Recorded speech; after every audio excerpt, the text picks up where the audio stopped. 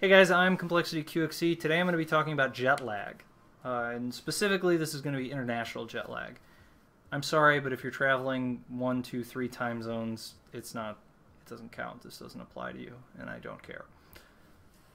As somebody who's done a fair amount of international travel, I wholeheartedly support the idea that if you just travel and hope for the best, it will be terrible and you will hate yourself. So, what do you do to make it work out? How do you forcibly make jet lag work, at least maybe not in your favor, but well enough so that you can function and be on a reasonable schedule? The biggest thing is shifting your schedule onto the place that you're going to as forcibly and as swiftly as possible. For most people, they don't have the luxury, and that's often true for me as well, the luxury of shifting to the schedule of the place they're going to far in advance of when they actually leave. So we're going to be using the long international plane ride to make that happen.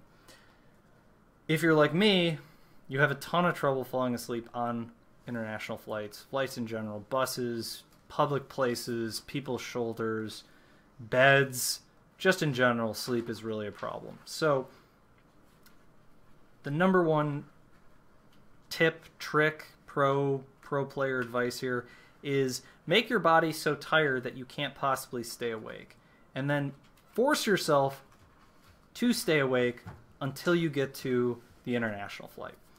For the vast majority of international flights, they'll be flying around when the place you're going to is sleeping, and you arrive there in the morning. That's how almost all American to European flights are.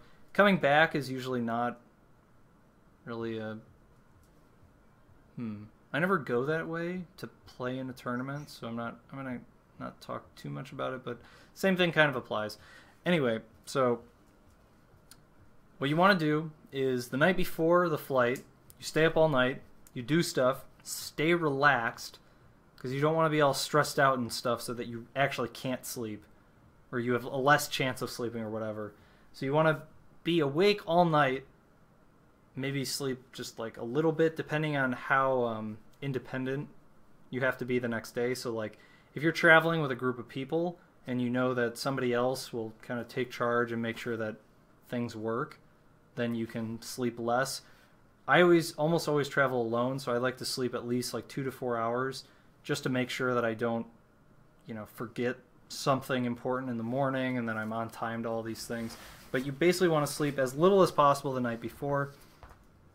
For any connecting flights before your international flight, you want to not sleep at all so that when the international flight comes, you are literally so tired you cannot stay awake. And then you want to sleep for as long as possible.